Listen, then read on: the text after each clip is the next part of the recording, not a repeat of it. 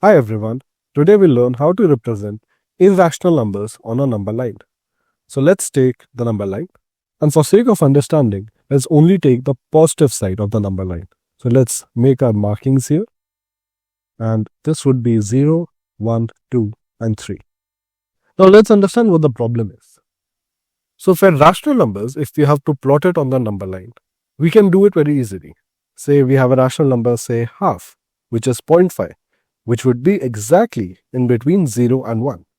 So we can mark it on the number line right here without any difficulty. But when it comes to irrational number like root 2, then it's a non-terminating and a non-recurring decimal. So it would be very hard for us to pinpoint exactly where it would lie on the number line. So for that, when we have to locate root 2, we'll have to take help of some geometry. And let's see how. Now, we can here write 2 as 1 plus 1, and 1 squared is also 1.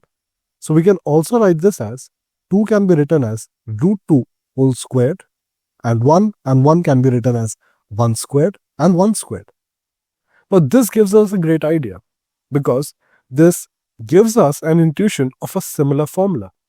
And if you remember, for Pythagoras theorem, it says that the hypotenuse square is equal to perpendicular square plus base squared. So by construction, if we construct a right triangle in which the perpendicular is 1 unit and the base is also 1 unit, then the hypotenuse length would be root 2. And once we have the length of the hypotenuse, once we have the length of what root 2 is, then we can plot it on the number line. So let's see how. Now our problem statement is to identify a right angle triangle with perpendicular and base both as 1 units. So this can be our base from 0 to 1. This would be 1 unit. So this is our base. And then we can make a perpendicular here of 1 units such that this can be our base and this can be a perpendicular. So there's 90 degrees between them. And now if we just connect this point from this point, then that would be the hypotenuse of this right angle triangle. And the length of this hypotenuse, as we saw from Pythagoras theorem, would be root 2. So now we have the length of root 2.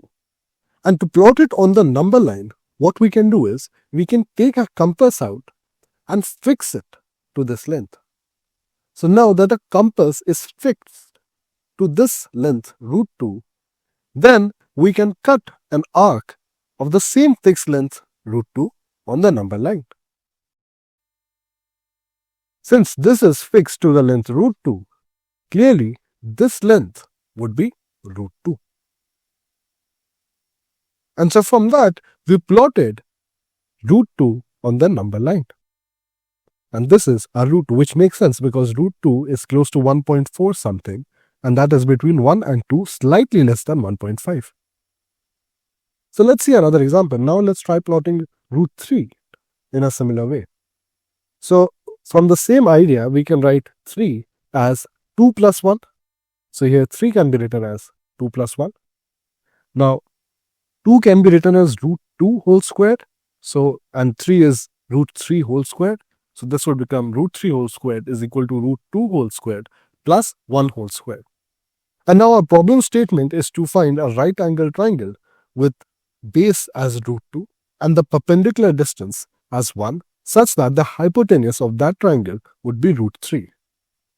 Now since we have already constructed root 2, we know that this length is going to be root 2. So if we take this length as the base and we construct a perpendicular of length 1 unit such that it is 90 degrees between them, then the hypotenuse that would be there, that will complete the right angle triangle, would be root 3 units. So now we got the measure of root 3. And again, to plot it on the number line, we'll take our compass out, fix it to this length, root 3, and then just make an arc on the number line. And since this length is fixed to root 3 units, so this measure would be root 3. And so we plotted both root 2 and root 3 on the number line. And this also makes sense because root 3 is close to 1.7. So it's slightly greater than 1.5. So this is a general idea of how we'll be representing irrational numbers on the number line. For your own homework, you can try to do the same thing for root 5. So that was all about this video. Thank you.